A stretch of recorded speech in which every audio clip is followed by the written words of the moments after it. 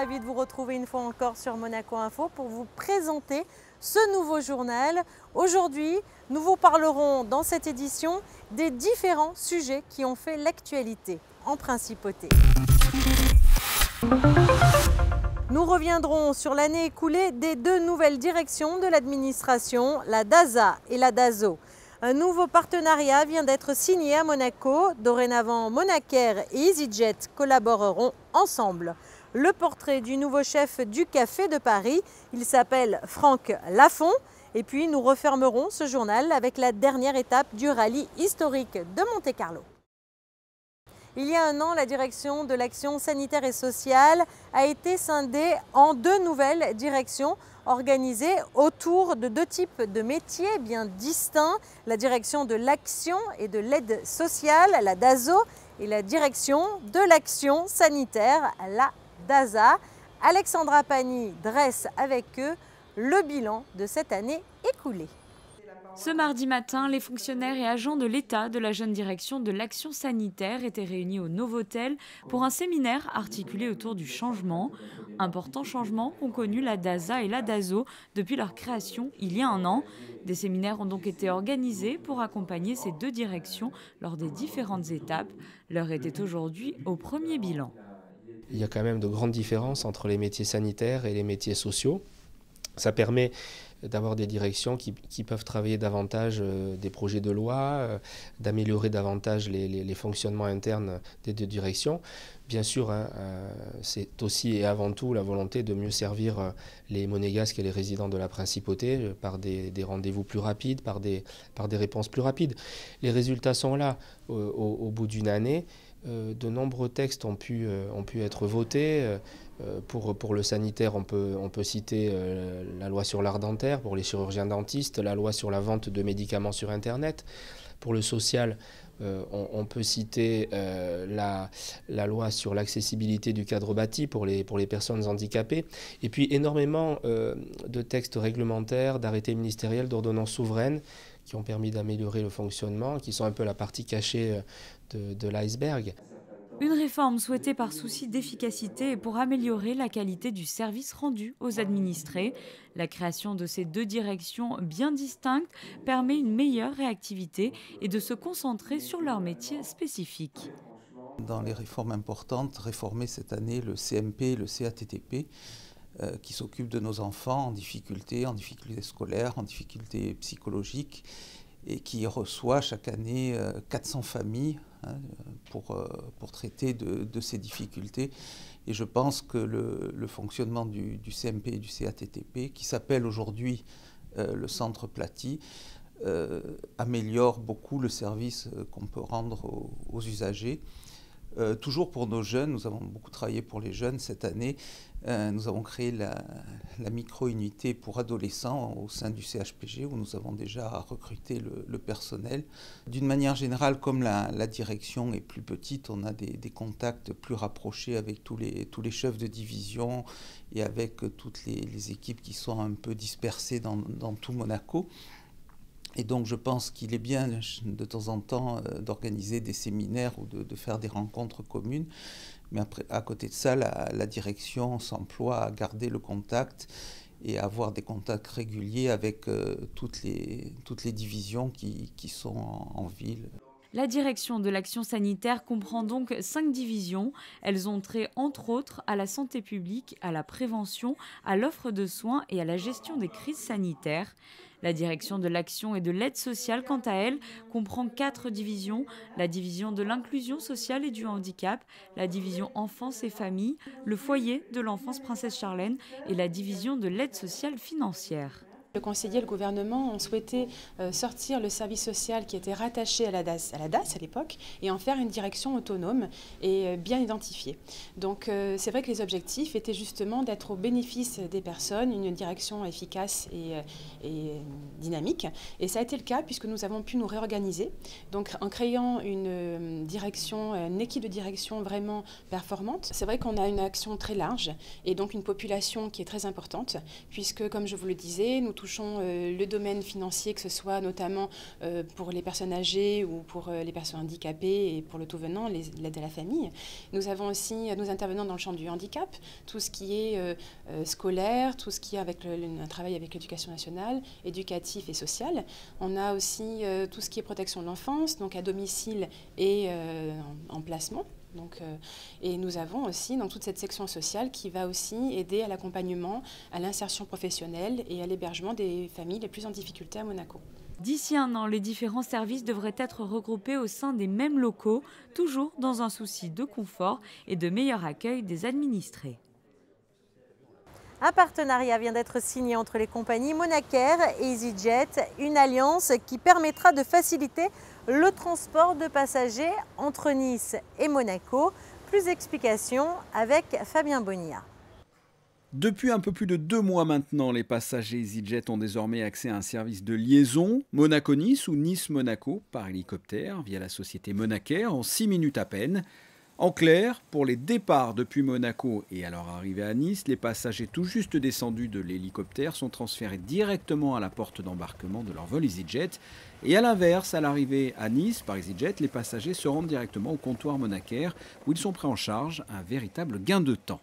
Le principe est de satisfaire les clients en termes de temps passé entre le moment où ils arrivent à l'héliport et le moment où ils arrivent à la porte d'embarquement du vol, dans un sens comme dans l'autre. On gagne pratiquement 40% du temps que l'on avait avant, parce qu'avant, malheureusement, on était obligé de repasser par la zone publique, on appelle ça, on était obligé d'être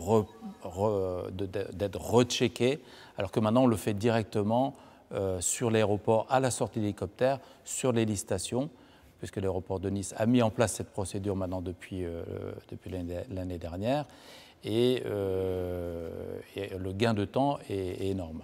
EasyJet, c'est plus de 220 vols par semaine qui décollent ou qui atterrissent à l'aéroport Nice-Côte d'Azur. Cette compagnie transporte chaque année plus de 3 millions de passagers depuis et vers Nice, dont plus de 25% voyagent pour affaires. Ce partenariat entre Monacair et EasyJet a été signé le 28 novembre dernier. On a déjà une grosse réservation qui est déjà tablée pour le mois de février, et ça se remplit de plus en plus pour les mois suivants, même titre qu'on a fait ça avec Air France l'année dernière. Ça se voit tout de suite, c'est instantané. Après Air France et EasyJet, Monacair est actuellement en négociation avec 4 autres compagnies aériennes pour proposer également ce type de prestations. Et puis sinon, dans le reste de l'actualité en principauté. La BNP Paribas et le gouvernement princier viennent eux aussi de signer une convention de partenariat. Un partenariat qui permettra de répondre aux objectifs du gouvernement, à savoir d'aider et d'accompagner les étudiants monégasques tout au long de leur cursus de l'enseignement supérieur. La création d'une aide financière de l'État permettra ainsi aux étudiants d'avoir accès plus facilement à l'emprunt. Un nouveau chef pour l'établissement mythique de la place du Casino, Franck Lafont, est aux commandes des fourneaux du Café de Paris. Son portrait avec Alexandra Pagny sur des images de Sylvain Péroumal. T'as vu les 2 potes au feu ce soir, hein? Oui, chef, ils sont réservés, on va jamais côté. 2 soufflés. Et il faut se mettre. Pas du jour, il reste tout, hein? Pas du jour, c'est bon, il y en a encore, hein? Arrivé en décembre 2014 au Café de Paris, Franck Lafont est nommé en tant que chef exécutif de l'établissement en septembre dernier. Une carrière passée au sein de la Société des Bains de Mer, 33 années précisément. Après plus de 3 décennies immergé dans les cuisines de l'Hôtel de Paris, c'est aujourd'hui un nouveau défi qui l'attend à quelques pas de là, dans la prestigieuse brasserie de la place du Casino. L'ambiance, la variété de tout ce qu'on fait. C'est la quantité, c'est tous les jours se remettre en question, c'est sans arrêt, c'est un gros établissement qui produit tout. On n'arrête pas de travailler, c'est ça on n'arrête pas, c'est ça qui est bien, il n'y a pas de temps mort, on arrive le matin à 8h, jusqu'au soir on n'arrête pas, du 1er janvier au 31 décembre, tous les jours. Originaire de Tende, le chef Lafont souhaite s'inspirer des produits locaux et du terroir pour composer la carte de cet établissement phare de la principauté. Le style du Café de Paris, c'est pas le style Franck Lafont, c'est le style du Café de Paris. C'est une brasserie, donc ça reste brasserie. Et j'essaie d'amener une touche un peu plus contemporaine, on va dire, un peu plus actuelle et un peu régionale. Alors ça va de la tête de veau au filet de rouget, à la langouste, au homard, tout, tomate mozzarella. On peut manger tout, quasiment. Il n'y a pas de restriction. Tout est à la carte. Et les célèbres barbadjans? Et les célèbres barbadjans, on doit en faire en ce moment pas beaucoup. Hein. On doit en passer 3-4 000 par semaine. Et l'été, on est à plus de 10 000 par semaine. Fait à la main, un par un à la main. Jordan, toi, qu'est-ce que tu as sur toi? Comment fumer? Comment fumer? Traditionnel. Non, on fait rien de... Comme il faut. D'accord, merci. Bon, messieurs, bon service et à tout à l'heure. Il a commencé ses armes à l'hôtel de Paris. Il est passé par toutes les étapes avec le chef Bonsignor. Après, ensuite Gamba, ensuite Mario Muratore et bien évidemment M. Cerutti. Il a eu la responsabilité aussi du côté jardin en tant que chef de cuisine et d'unité. Donc, ma foi, depuis 2 ans au Café de Paris, il a assez rapidement compris le débit, les volumes. Il a intégré une équipe effectivement de 50 personnes en cuisine.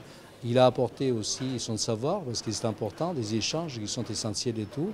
Et puis je pense que c'est une cuisine tout à fait traditionnelle, où effectivement il faut quand même effectivement se rappeler d'autrefois tout ce qu'on a pu faire avec un côté léger. Donc les plats sont plus allégés, voilà, on utilise moins de crème, on utilise des choses plutôt aujourd'hui qui s'assoient nature, bien évidemment. On travaille des produits qui sont plutôt de pays ou bien fermiers, on peut dire le mot. On ne va pas passer bio parce qu'évidemment, de plus en plus bio, ça devient très très important. Mais n'empêche, l'essentiel, c'est le côté gustatif et respecter les saisons véritablement. L'établissement Belle Époque est un lieu incontournable, apprécié aussi bien des touristes de passage que des habitués de la principauté. Le Café de Paris plonge les visiteurs dans une atmosphère chaleureuse, inspirée des anciennes brasseries parisiennes. Des émotions déclinées dans chacun des plats du chef Lafont.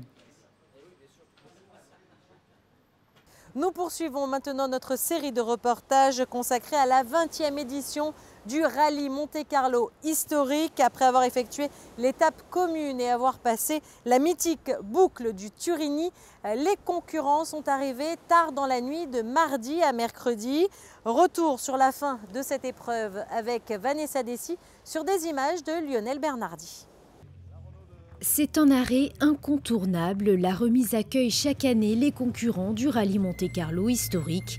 Pour l'étape commune effectuée ce lundi, la famille Joanny, les membres de l'Automobile Club, pilotes, copilotes, se sont retrouvés pour fêter dignement ce 20e anniversaire. C'est toujours aussi émouvant et puis on voit que les années passent, mais on voit que la fête, elle perdure. On voit que la remise, comme sur un papier comme a fait, est immortelle et... Voilà, je suis fier de tout ça. C'est toujours un rendez-vous que j'attends avec impatience chaque année. Voilà, et la fête est là. J'espère que ça durera encore de longues années. Et puis quand on voit le monde qu'il y a aujourd'hui, c'est incroyable. Hein, d'année en année, ça prend l'extension. Et je pense que le Monte-Carlo historique est à un très très grand avenir et qu'il ne faut pas bouder cette manifestation dans notre région parce que pour moi, c'est l'avenir. On ne copiera jamais la remise. Voilà. Jamais, jamais, jamais, jamais. Et c'est ma plus belle fierté. Bien restaurées, les explications sur le terrain ont repris de plus belle entre Burzet et le Chambon. La compétition s'est ensuite poursuivie en Ardèche en passant par Saint-Pierre-sur-Doubs, col du Buisson. La journée s'est terminée par la Mastreplatz, une zone de régularité identique depuis 2015. Les concurrents toujours en course sont arrivés épuisés mais fiers au parc fermé à Valence dans la soirée. Qu'est-ce qu'on a fait aujourd'hui? On s'est promené en Ardèche, c'était sympa, hein, vraiment sympa l'Ardèche, ouais. Il n'y a pas beaucoup de neige, certes, un peu gris, un peu triste. Pour vendre l'Ardèche aujourd'hui, c'était pas évident. Moi qui connais bien, un peu triste, les pierres un peu noires, les gens un peu habillés. Non, c'était un peu brumeux. Mais nous, on s'est bien marré quand même. On a discuté, on a refait un peu la vie dans l'Ardèche, on a parlé d'un tel, un tel. Comme on est du coin, on a tous dit « Ah ouais, ici, il y a un tel et un tel et un tel, voilà ». Une journée assez riche de par la météo, on va dire, pas mal de brouillard.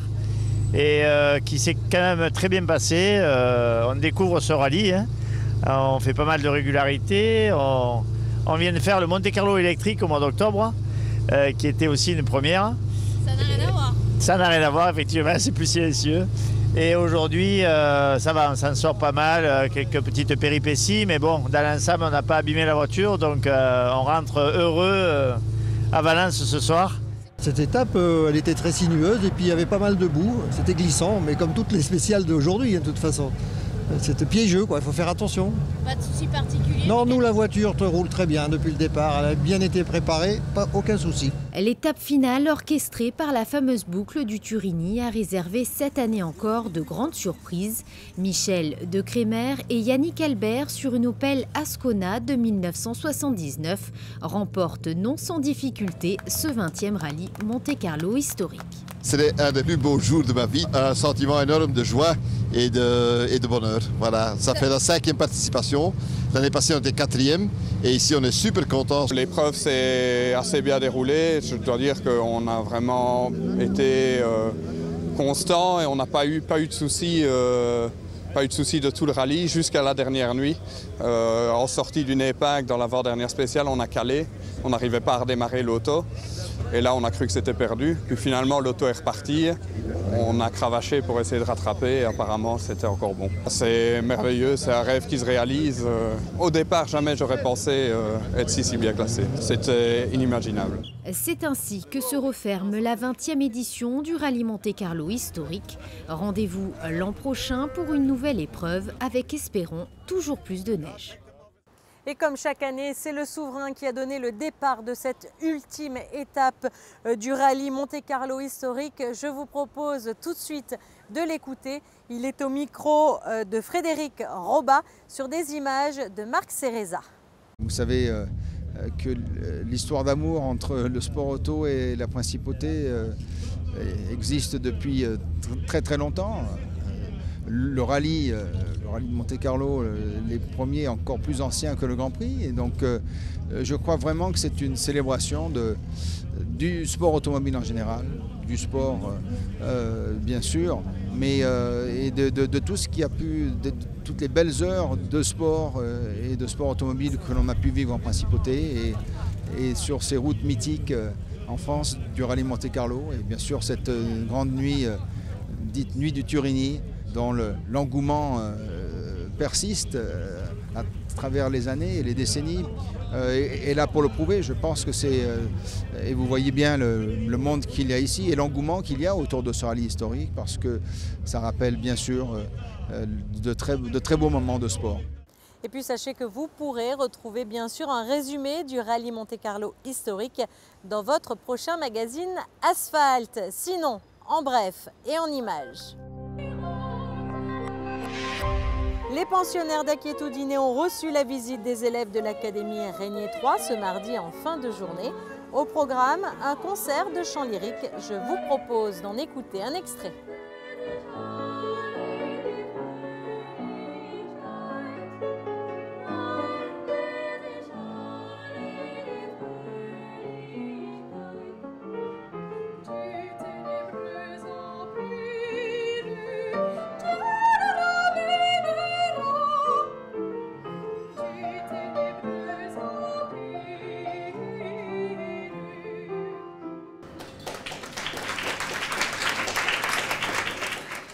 À suivre, un magazine consacré aux actions de la MAD mondiale en République démocratique du Congo. Un magazine présenté par Émilie Rousseau. Et puis je vous propose à présent de refermer cette édition avec vos prévisions météorologiques. À bientôt sur Monaco Info. Jeudi, un déclin notable du temps est à noter. Le ciel sera de plus en plus nuageux et le vent plus sensible que le jour précédent. Des averses sont également à prévoir en fin de journée. Les températures oscilleront quant à elles entre 11 et 15 degrés, tout comme la journée de vendredi qui verra le retour des éclaircies dans l'après-midi. Le week-end sera quant à lui mitigé, partagé entre pluie, éclaircies et passages nuageux. À noter une légère baisse des températures. Le soleil sera de retour enfin lundi, mais plutôt timidement, alors que mardi, il s'imposera tout au long de la journée, tout comme les jours suivants.